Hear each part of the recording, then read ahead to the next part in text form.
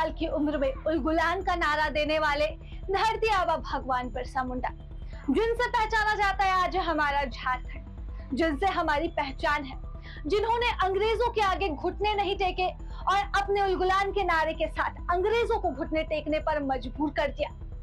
ऐसे में आज पूरा देश पुण्यतिथि पर उन्हें याद कर रहा है। भगवान बिरसा मुंडा को याद कर रहे हैं हम झारखंड वासी भी। ऐसे में उनके स्मृतियों को सहेजते हुए हम आ चले हैं रांची जिले में मौजूद भगवान बिरसा मुंडा संग्रहालय, जिसे आजकल फन पार्क के नाम से भी जाना जाता है। चलिए यहाँ आपको लेकर चलते हैं जहाँ भगवान बिरसा मुंडा की स्मृतियां बसी हुई है, क्योंकि ये वही जेल है जहाँ उनकी गिरफ्तारी के बाद उन्हें लाया गया था और इसी जेल में धरती आबा भगवान बिरसा मुंडा ने अपनी अंतिम सांसें भी ली थी। साथ ही आपको लिए चलते हैं एक ऐसी जगह जहां भगवान बिरसा मुंडा का समाधि स्थल भी है, यानी कि ऐतिहासिक नजरिए से दोनों ही हम झारखंड वासियों के लिए काफी महत्वपूर्ण है। तो चलिए चलते हैं धरती आबा भगवान बिरसा मुंडा के स्मृतियों को सहेजने। कहा जाता है कि रांची जेल के इस कमरे में अब भी भगवान बिरसा मुंडा की कई स्मृतियां और कई अवशेष शेष है। सबसे पहले तो प्रामाणिक तौर पर उनकी ये प्रतिमा आपको यहाँ पर देखने को मिलेगी, जो भगवान धरती आबा बिरसा मुंडा के जन्म तिथि से लेकर उनके अंतिम समय तक की गवाही दे रही है। यह वही कमरा है जहाँ भगवान बिरसा मुंडा को उनकी गिरफ्तारी के बाद लाया गया था। जब अंग्रेज उन्हें ढूंढ नहीं पा रहे थे, तब भगवान बिरसा मुंडा ने अपनी गिरफ्तारी खुद दी थी। कहा जाता है कि वह एक कमरे में पालथी मारकर बैठे हुए थे और अंग्रेज के सिपाही जब उन्हें ढूंढते ढूंढते आए तो उन्होंने खुद ही अपनी गिरफ्तारी दे दी, क्योंकि उनके सिपाही बिरसा मुंडा को पहचान ही नहीं पा रहे थे। ऐसे में घने जंगलों से जब भगवान धरती आबा बिरसा मुंडा की गिरफ्तारी हुई, मार्च का वो महीना जब उन्हें इसी कक्ष में लाया गया, मार्च का महीना और वही 9 जून की तारीख जब भगवान धरती आबा बिरसा मुंडा ने इसी कमरे में अपनी अंतिम सांसें ली।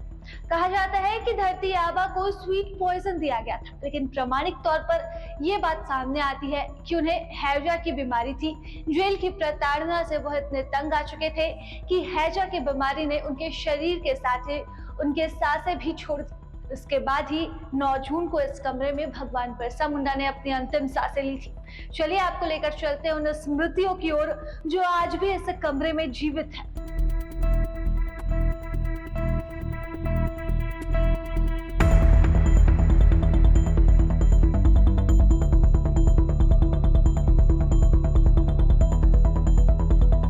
9 जून सन 1900 रांची जेल में भगवान बिरसा मुंडा की मौत के बाद यही वह स्थल था जहां हम मौजूद हैं, जहां भगवान बिरसा मुंडा को अंग्रेजों के द्वारा दफनाया गया था। बाद में इस स्थल को उनके समाधि स्थल के तौर पर जाना जाता है।